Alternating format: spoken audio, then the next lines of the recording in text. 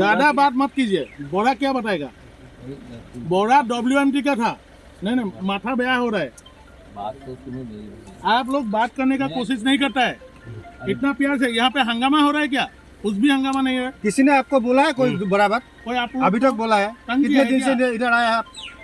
थोड़ा बात तो कर सकता है ना। काले जॉइन किया, ठीक है, काले जॉइन किया, सुनिए, ठीक है, सही है, काले जॉइन किया है। तो आज किसी ने आपको बराबर नहीं बोला है। आपका पहले जो था उसको भी बराबर नहीं बोला है, सही है। लेकिन हम आपसे ये पूछना चाहते हैं इधर का सिचुएशन क्या हो रहा है? आज जो आप लोग ने टेस्ट किया है उसका रिजल्ट क्या आया है? क्या हुआ ना क्या ना ये बात बोलिए। प्रेशर का क्या हुआ है? कल से ही ज्वाइन किया है। ठीक है, सही है सर, सुनिए सर, और कुछ जो कल आप लोग ने टेस्ट किया था उसका बोल रहा हूँ मुझे क्या आप लोग जीपीआर प्रेशर सब कब नहीं दिया ना देखा है आप क्या? लोगों को। उसमें क्या? ठीक है, आप यहीं से बोरा जी को फोन कीजिए। वो किस 13টা দিন উকলি যোৱা পাছতো গেলেকী অইল ফিল্ডত যিটো গেছ নিগমন হৈ আছে ইয়াক ONGC আজি বন্ধ কৰিব পৰা নাই। যিহেতু আজি এই অঞ্চলটো বহুত সন্ত্ৰাসিত হৈ আছে, তেওঁলোকৰ স্বাস্থ্য অৱনতি ঘটিছে বহুতৰে।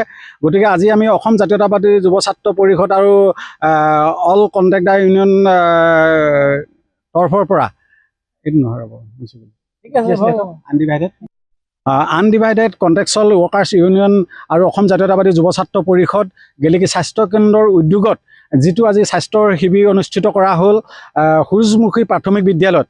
কিন্তু আমি স্বাস্থ্য কেন্দ্ৰটো অনুষ্ঠিত কৰা ঠাইতে সেই বিদ্যালয়ৰ প্ৰধান শিক্ষকজনে ক'লে যে আজি কিছুদিনৰ পৰা তাতো বুৰবুৰণি কৰি আছে আৰু তেওঁলোকৰ যিটো টয়লেটটো আছে সেই চাইডে। তেতিয়া আমি গৈ চালোগৈ, এটা বুৰবুৰণিৰ শব্দ শুনিছোঁ, দেখিছোঁ তাত এটা জুই ওলাই আছে, মানে এটা ফুটাইদি জুই ওলাই আছে। তেতিয়া আমি সকলোৱে গৈ চালোগৈ। তৎকালীনভাৱে ফায়াৰ খবৰ দিয়া হ'ল। WMT 2 নম্বৰ GJছৰ ইনচাৰ্জ ভৱানন্দ বৰা ডাঙৰীয়াও তাত উপস্থিত আছিল। তেখেতেও দেখিলে, তেখেতে তৎকালীনভাৱে ফায়াৰ গাড়ীক ফোন কৰাৰ যুগত ফায়াৰ আহি পিনে তেওঁলোকে সেই জুইকুৰা তেওঁলোকে নিৰ্বাপ কৰিবলৈ সক্ষম হ'ল। কিন্তু অনাগত সময়ত এনেকুৱা এটা কাণ্ড আজি এইটো ঠাইত হৈ আছে, প্ৰায় 10-12 জেগাত এনেকৈ মানে গেছ নিৰ্বাপন হৈ আছে।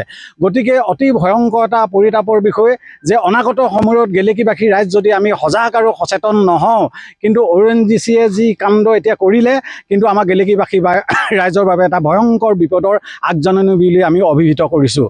গতিকে আজি যি স্বাস্থ্য শিবিৰ অনুষ্ঠিত হৈছিলে, হয়, কেইবাজনৰ স্বাস্থ্য ৰোগীক আচলতে স্থানান্তৰ কৰিছে বুলি কৈছে। হয়, আজি যিটো স্বাস্থ্য শিবিৰ অনুষ্ঠিত কৰা হৈছিলে তাত 22জন ৰোগীক তেওঁলোকৰ শৰীৰ উশাহ নিশাহ লওঁতে কষ্ট হোৱা বুলি তেওঁলোকে জানিবলৈ দিয়ে ডক্টৰক। তেওঁলোকক অন্য মেডিকেলৰ হস্তান্তৰ কৰিবৰ কাৰণে ডক্টৰে লিখি দিছে 22জনক। হয় হয়, এই গেছ নিৰ্গত আপুনি যিটো জেগাত আমি বৰ্তমান উপস্থিত হৈছোঁ এই জেগালৈ যদি যিসকল অহা নাই, আহি চালে আপোনালোকে গম পাব, আপোনালোকৰ উশাহ নিশাহ লোৱা আৰু গেছ চকু জ্বলা পোৰা কৰিব।